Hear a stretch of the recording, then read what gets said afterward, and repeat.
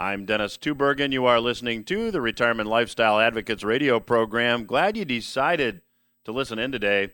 Hey, joining me on today's program is a special guest that I'm sure many longtime listeners will find to be surprising and certainly unique. I'll be joined in segments 2 and 3 of today's program by a gentleman by the name of Mr. Mark Jeftovic. Mark is the publisher of the CryptoCapitalist Letter. He is a cryptocurrency proponent, and I know you're going to find my conversation with him to be very interesting. As I have been offering on the program during the month of March, I've got the March special report, and certainly in light of what precious metals have done price-wise so far during the month of March, if you've not yet requested your copy of the March report, I would encourage you to do so. The website to visit to request your copy of the report is requestyourreport.com. The report for the month of March is The Case for Precious Metals, a 2022 guide to who, what, when, and how for precious metals. I'd be very glad to send you a complimentary copy of the report along with a number of resources that I think you'll find to be very timely given where we are today. So again, just go to requestyourreport.com and let us know where to mail that information. We'll be very glad to do that.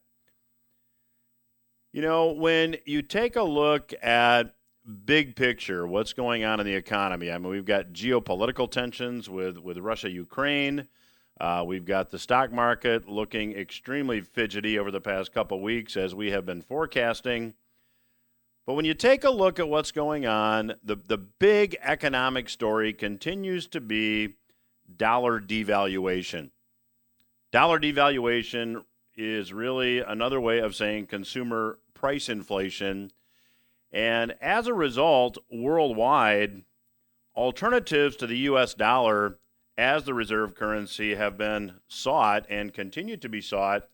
And this past week, President Joe Biden signed an executive order, that was on Wednesday, calling on the government to examine the risks and benefits of cryptocurrencies. Now, I'll tell you why I think this happened in just a moment, but let me give you just a bit as to what is in this executive order. First, it calls on federal agencies to take a unified approach to regulation and oversight of digital assets. That's according to a White House fact sheet. One of the things that drives politicians and regulators crazy about cryptocurrencies is that they can't control it. Cryptocurrencies exist digitally using a technology known as blockchain technology, and regulators do their best to try to control currency and currency alternatives. You know, interestingly, the Biden administration is calling on the Treasury to assess and develop policy recommendations on crypto.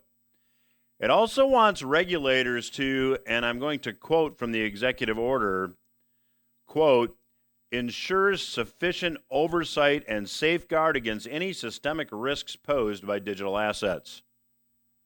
Let me repeat that, quote, ensure sufficient oversight and safeguard against any systemic financial risks posed by digital assets.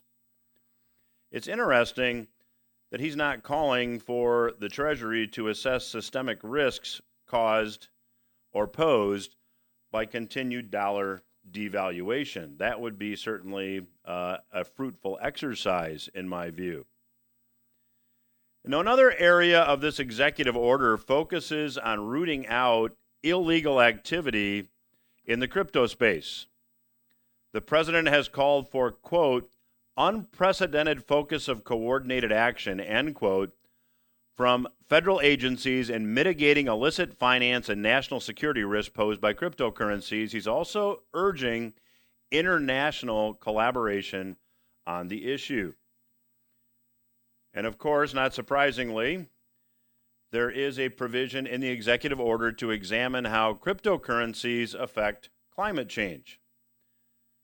There is a lot of energy used when Bitcoin and other cryptocurrencies are mined, but when you look specifically at Bitcoin, Bitcoin relies on a mechanism that's known as proof of work.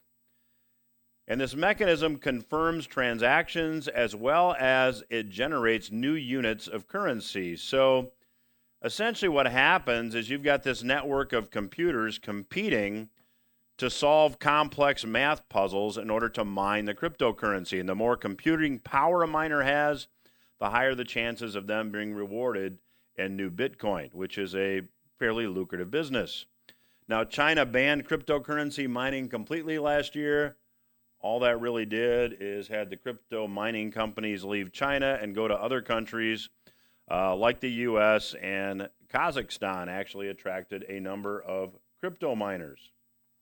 And finally, the Biden administration also wants to explore a digital version of the dollar. Now, China has been really leading the charge towards central bank digital currencies. More and more people in China are using smartphones to make payments and handle their finances. And I reported here on the program when the Federal Reserve released their report on a digital dollar, and they really didn't take a position as one would expect on their initial paper. They just detailed the pros and cons of such virtual money. Now, again, this is all developing because the dollar is really lost a lot of confidence around the world. Now, Jerome Powell, who is the chair of the Federal Reserve, testified on Capitol Hill last week. He said the central bank will hold the course. They will tighten monetary policy. They will increase interest rates. They will slow and ultimately cease the rate of currency creation. He also, in his testimony, continued to dodge any responsibility for rampant inflation. In fact, Mr. Powell said that the Fed isn't monetizing government debt because they don't intend to hold on to these treasuries forever. If they get rid of them, they're really not monetizing or subsidizing deficit spending, when in reality, that's exactly what they're doing. And meanwhile, we have food and energy prices soaring. I don't need to explain that to anyone listening to this program.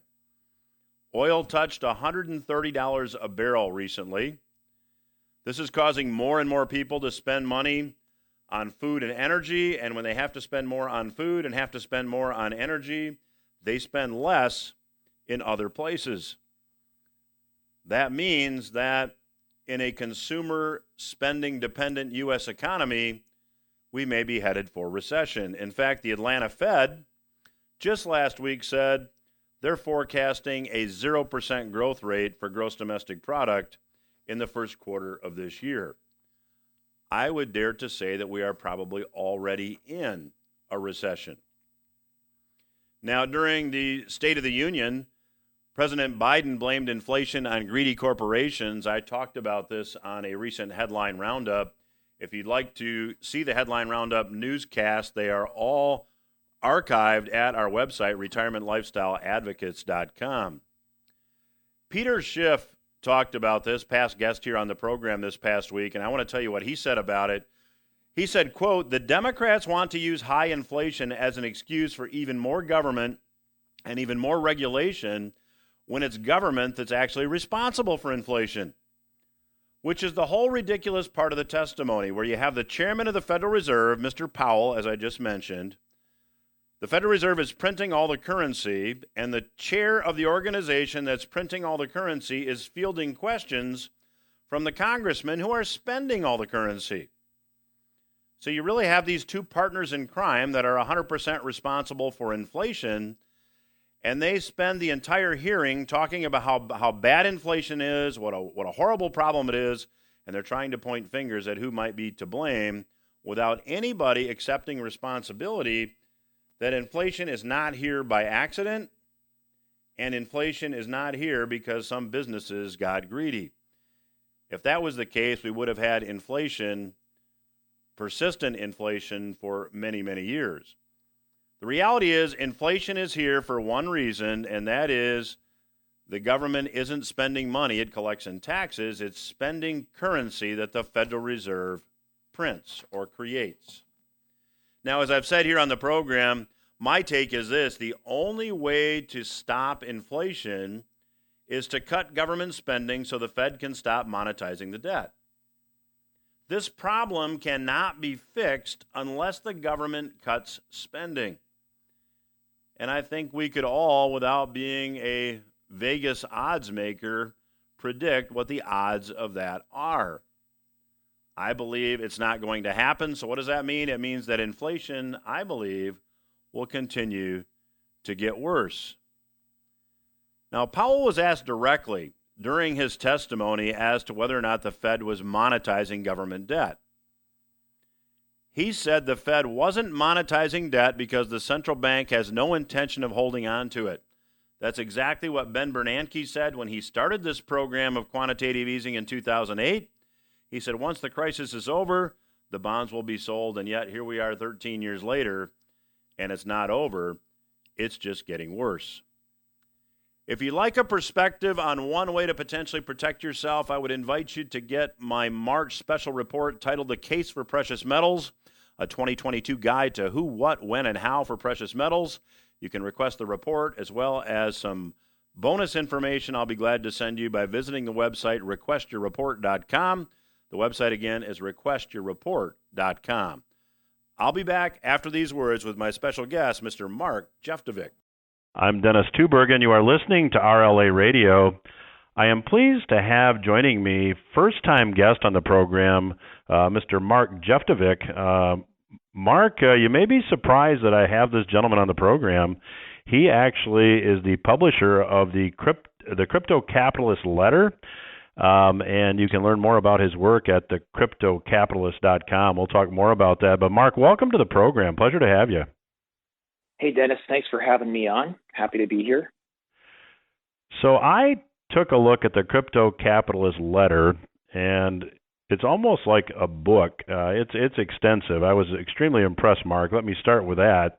And in the February issue, you talked about the fact that you laid out 4 possible scenarios for the post-pandemic world, and I thought that your perspective was terrific. Can you explain to the listeners a little bit about what you were forecasting? Sure. Yeah, that scenario sort of exercise goes back to last summer, or actually maybe it was the summer of 2020 when it first happened. And I put out a series on my free blog, which was over bombthrower.com, and I called it the Jackpot Chronicles. And the jackpot is a term I cribbed from William Gibson novels. I'm sure a lot of your listeners are familiar with him. And that was in a series of near future cyberpunk scenarios, there was this cataclysm that happened that he called the jackpot. And it was started by a pandemic, and it took on various forms, and it just was typified or characterized by the world just going into this prolonged phase of lurching from crisis to crisis. And there was never a return to normality. And as I said, there was a pandemic. And in one of his scenarios, there was a limited thermonuclear exchange with Russia. It was all kind of creepily prescient looking at it now. But I used that phrase to lay out 4 possible post-pandemic scenarios. And I called that the Jackpot Chronicles. And I'll just tell you the 4 scenarios quickly now, and if you want to dig into them, we can. But the first scenario was Mad Max, which was a complete collapse of institutions and social cohesion. The second scenario I called Tinfoil Hat, which was, all the unhinged conspiracy theories around the Great Reset, the New World Order, the pandemic, that they were all true. The third scenario I called the Great Bifurcation, which was almost a controlled demolition of the middle class and the rise of a starkly divided 2-tier society of haves and have-nots. And the last one I called the Great Reject, which is a riff on the Great Reset. And that's a scenario where the people largely en masse just reject all of these sort of edicts coming from on high. The centers don't hold, and we had this secular opt-out and sort of categorical rejection of the sort of obsolete institutions. It's like a fourth turning kind of scenario. And then, of course, my punchline to all this is which one are we going to experience? And it's all four simultaneously forever. So that's what that was all about. Well, Mark, just maybe fast forward to what we're seeing today around the world, and it seems that, you're pretty much spot on. Do you want to comment?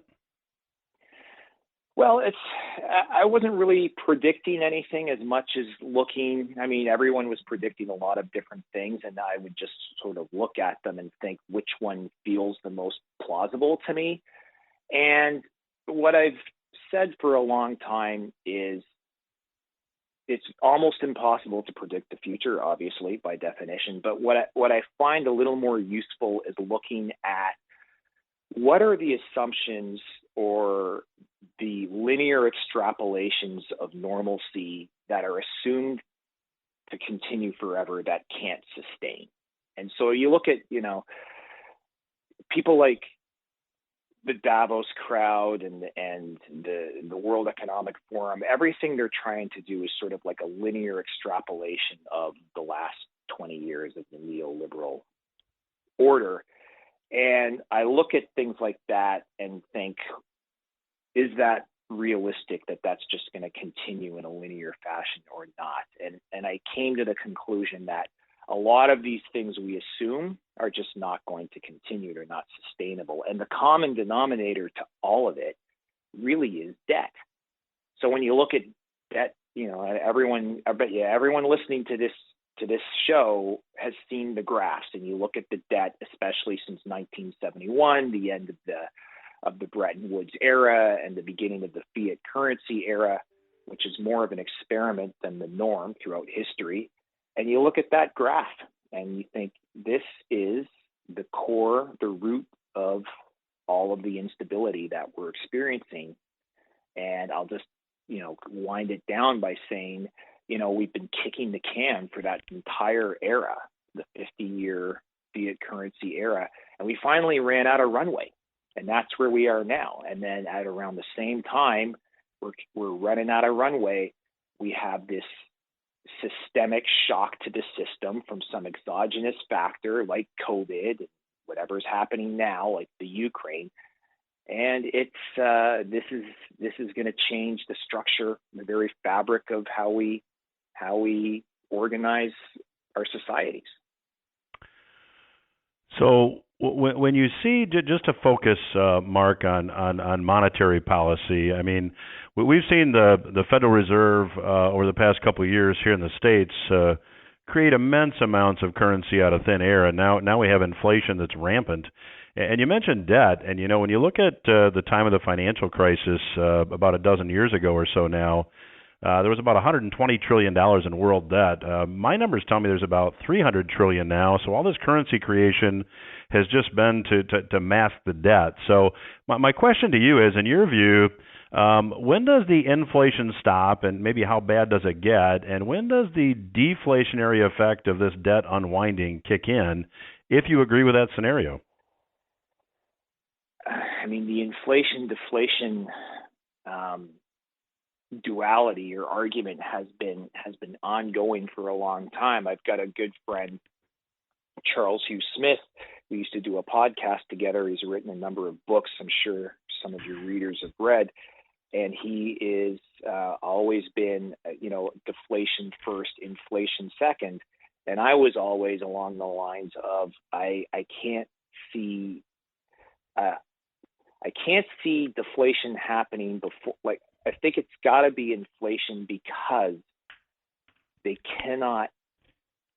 there will not be a whole-scale debt liquidation until the entire system either falls apart or gets restructured or completely reinvented.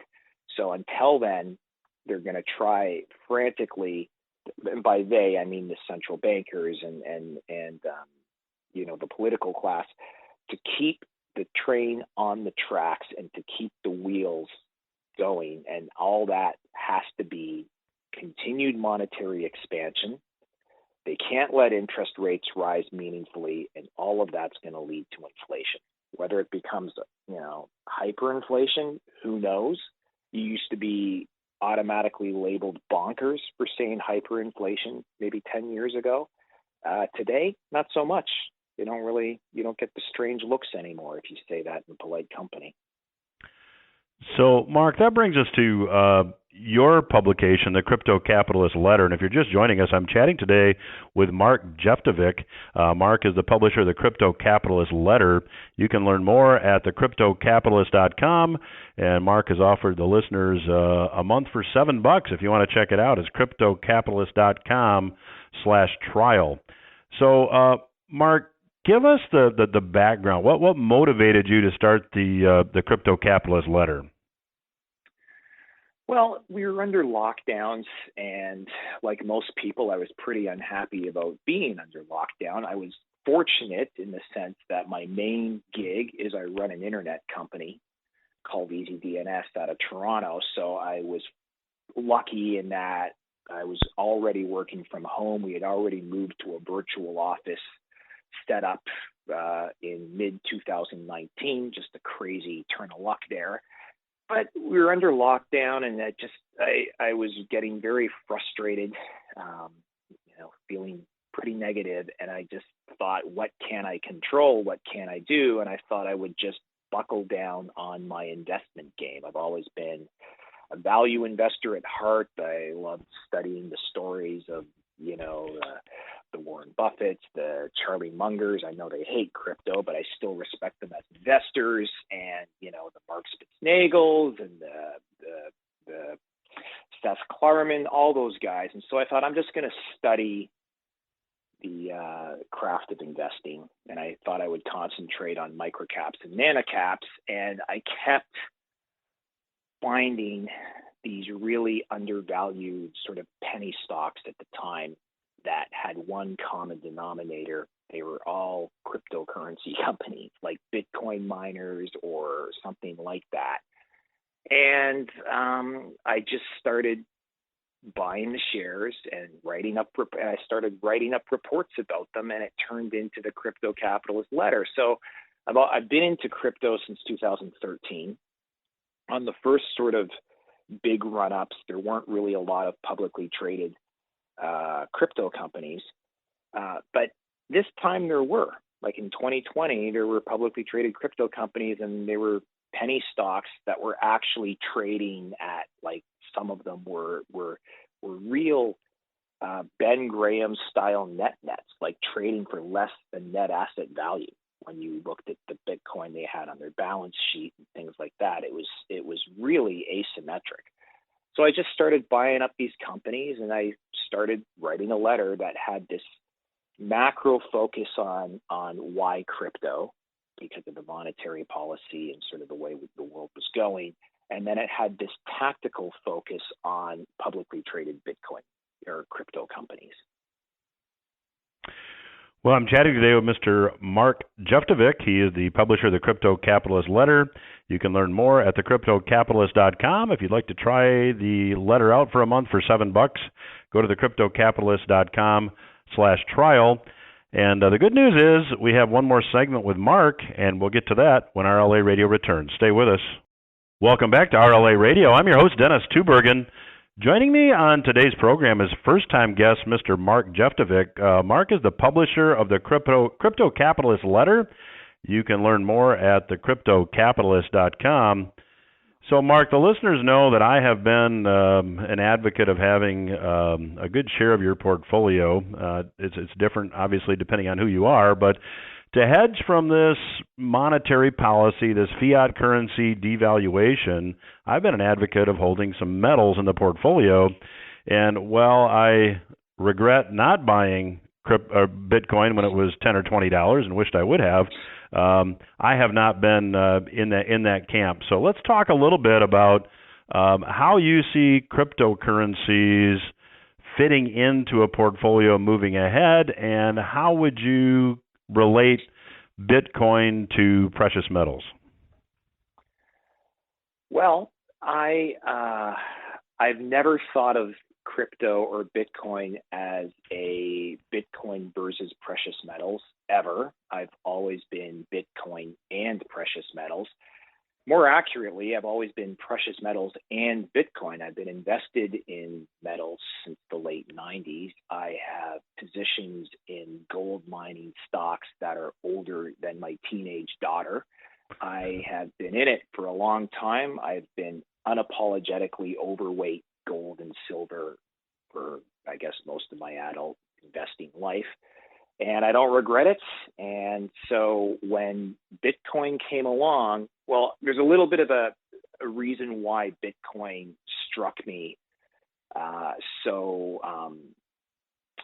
glaringly when I came across it. And that was in the early 00s. There was a movement of digital gold currencies that you probably remember, and a lot of your listeners probably remember. Mm-hmm. E-gold and PC Unix and e-bullion and gold money is still around today. So my main company was the first domain registrar to accept e-gold as a payment method. And so we would just, we do domain registrations and web hosting, and people would just pay with e-gold, and we would just redeem it out in physical coins. And we still have those to this day. We've got, we have it in our vaults and our safety deposit boxes, all this physical gold that we earned in those days.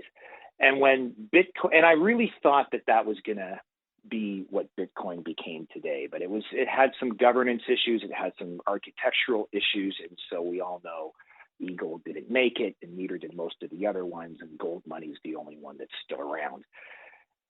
There are a few others, and now I'll just quickly add that there are blockchain-based physical gold like Kinesis and Cash.gold and things like that. So those exist today as well, these actual hybrids of cryptocurrency and physical vaulted gold.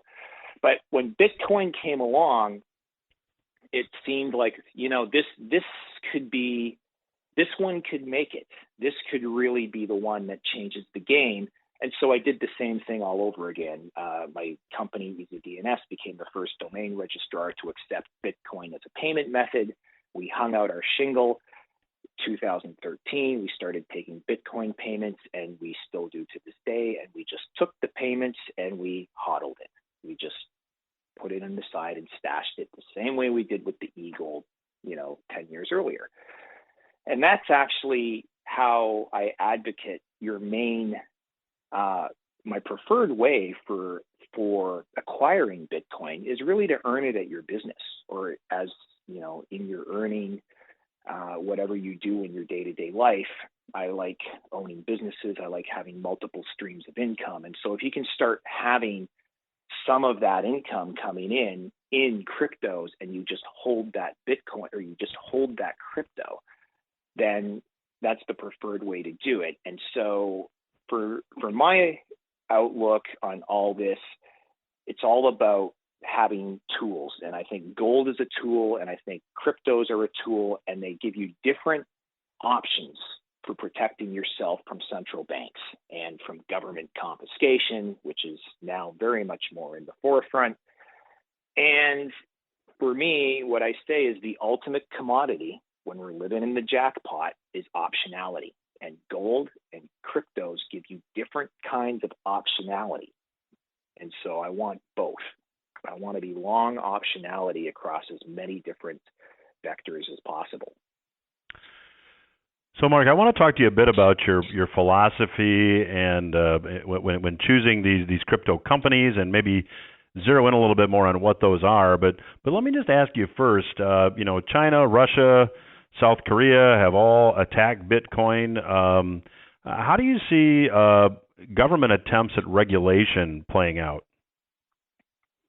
Yeah, there will be government regulation in the West. Everyone expects it. No one is surprised by it. But I think what does surprise everybody is that Bitcoin is unkillable. I mean, there's a meme in the Bitcoin community called the honey badger, and the honey badger don't care, right? Whatever you throw at it, the honey badger doesn't really care. It's just going to get on with its business. We've missed, or not we, I think if anyone was going to shut down Bitcoin or ban it or try it in the West, that ship has sailed. There's just simply too much involved with it now. It's part of the plumbing. It's part of the system. It's still very early in the game, but we are past the point of no return. And, look at China. They banned Bitcoin. They kicked out all the miners. The hash rate on the network dropped like 60% practically instantly.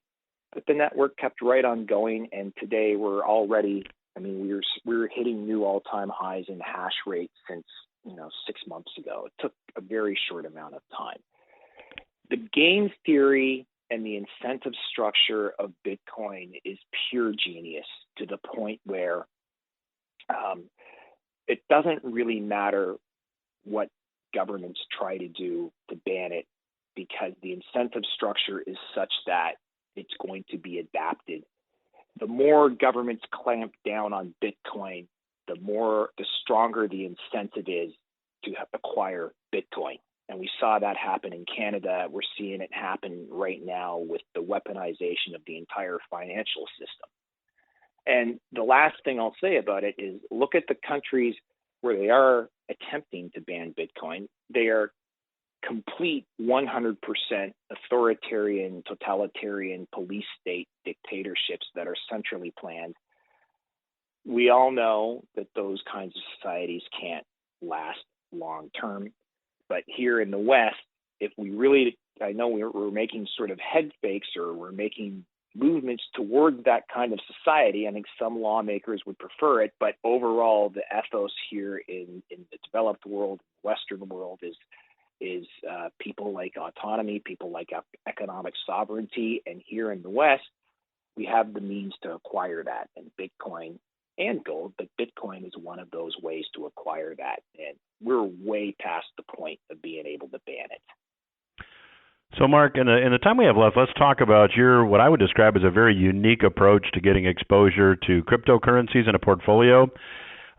Maybe you're going out and buying Bitcoin or Ethereum or some of the other cryptos, but you're really focusing on companies that work in that sector. So can you just explain a little bit about what types of companies you're looking for and how you find them? Yeah, sure. So there's a whole plethora of publicly traded crypto companies now.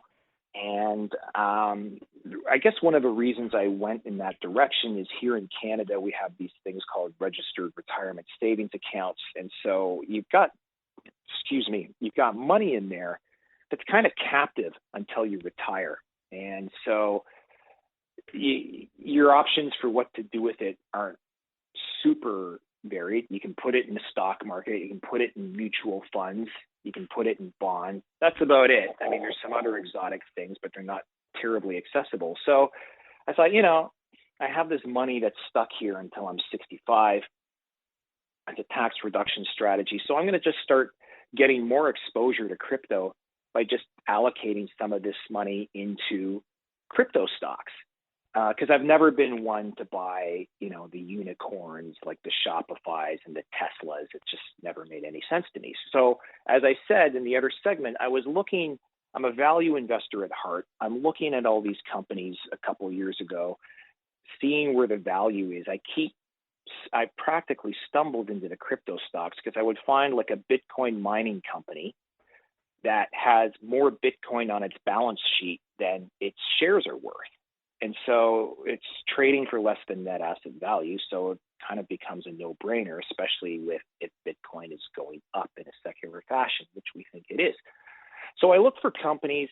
I don't look for crypto companies that are like just kind of trying to glom onto the trend, like they don't have a business or they don't have activities. I'm looking for real companies that are mining crypto. I prefer the ones that don't sell the crypto they mine. They just mine it and they hodl it, or they even lend it out to get a bit more yield. But that's sort of what most of the Bitcoin miners do. There's decentralized finance companies that have these wide arsenals or wide ranges of cryptocurrency assets that they own, that they then derive yield and income from them in various different ways. There are companies that run like master nodes and validators, which is similar to mining, but this is proof of stake, not proof of work. So there's an argument to be made there for less energy usage. So I look for companies that have real businesses, real assets, real income coming in the form of crypto assets, and I want to own those companies. There's one company, I'll just mention it, Galaxy Digital. I think I like them because they are like an investment company that invests in crypto companies. I think they're going to be the Berkshire Hathaway of the crypto age. I really like them, and they're listed on the Toronto Stock Exchange. They're moving to the NASDAQ at any time, and that's just one of our core holdings that we just say, like, have whatever you're going to put into crypto, take 15% of it and put it into this one, because then you own 85 other companies in the crypto space, and you're just sort of you're just leveraging the brains of that operation. Well, the clock says we're going to have to leave it there. My guest today has been Mr. Mark Jeftovic. He is the publisher of the CryptoCapitalist Letter. Mark has graciously offered the listeners a $7 trial for a month. Go to cryptocapitalist.com/trial to claim your $7 trial. And Mark, really enjoyed the conversation. You taught me something. I'd love to have you back down the road. Thanks, Dennis. I'd be happy to come back. We will return after these words. You are listening to the Retirement Lifestyle Advocates radio program. I'm Dennis Tubbergen, your host. Thanks again to Mr. Mark Jeftovic for joining us on today's program. If you're just tuning in, I'm making available the March special report titled The Case for Precious Metals, a 2022 guide to who, what, when, and how for precious metals. I'd love to send you the report absolutely free, along with some bonus information. Just visit the website, requestyourreport.com, and I'll be glad to send it to you. Again, the website, requestyourreport.com. Precious metals have historically always been viewed as a terrific inflation hedge, and I happen to be of the opinion that they will continue to be a good inflation hedge, which is why I'm making that report available this month. And it's obvious that inflation is upon us. In fact, there was a CNBC article published this past week on March the 8th that pointed out that even though wages are up 5.1% over the past year, wage increases are significantly lagging the rate of inflation. Mark Hamrick, who is a senior economic analyst at Bankrate, said, surging prices are stealing the show on the minds of consumers. The official inflation rate is just under 8%, but when you visit shadowstats.com, a website maintained by an excellent website maintained by past guest here on the program, Mr. John Williams, you see the official inflation rate when you use the same inflation calculation methodology that was used prior to 1980 is about 16%. Well, think about that. If your wages go up 5.1%, but inflation goes up more than 10% more than that on a real basis, you're going backwards in a hurry. Now, at the start of 2022, 64% of the U.S. population was living paycheck to paycheck. That's up from 61% in December. So in 1 month, 3%, or about 1 in 33 American households, went from having some cushion to living paycheck to paycheck. And obviously the culprit is inflation. You've got to eat, you've got to commute. Those are not discretionary expenses. And this is affecting not just lower income Americans, but there was a survey done of adults earning 6 figures or more. 48% of households earning 6 figures or more now report that they are living paycheck to paycheck. In San Francisco, a family of 4 with a household income under $120,000 is now considered to be low income. And of course, if you've been to the gas pump lately, you know that inflation as well as geopolitical tensions are really affecting the price of gasoline. The Oil Price Information Service, which is a firm that collects and calculates prices for AAA, released new data last Monday evening that shows that, according to CNN, the average price for a gallon of gas is now at an all-time record high. Now, Tom Kloza, who is the global head of energy analysis for the Oil Price Information Service, said that $5 per gallon gas nationwide is possible. I would believe it could go even higher. Now, the latest melt up in gasoline prices came just as on Monday there was a news report that said the Biden administration is considering a U.S. ban on Russian energy imports. Well, on Tuesday, that became a reality. An article that I picked up in the Edwardsville Intelligencer said that President Joe Biden ordered a ban on Russian oil imports due to the Russian invasion of Ukraine, and the 45 days are now being allowed, or 45 days is being allowed for a wind down for continued delivery under existing deals. So what does that do to gas prices 45 days out? Now, the root cause of all this, geopolitical tensions aside, politics aside, the root cause of all this is currency creation.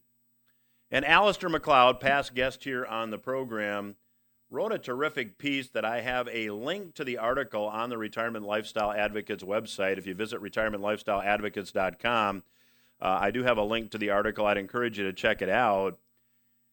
Alistair wrote this, and I think it really nails it. So I want to close this segment with this. Quote, "Today, this is the situation with the whole fiat hypothesis.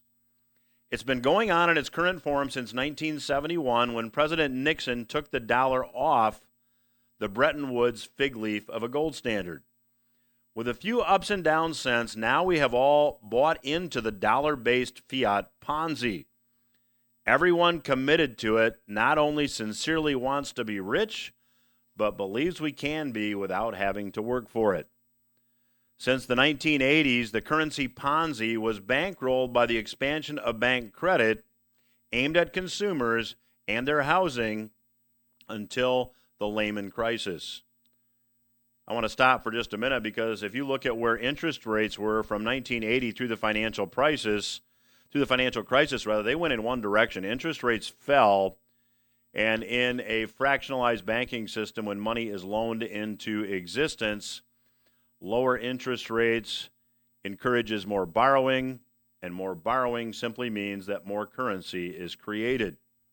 At the time of the financial crisis, though, as interest rates were reduced to zero, nothing happened because consumers collectively had reached the limit on the proverbial credit card. So what happened?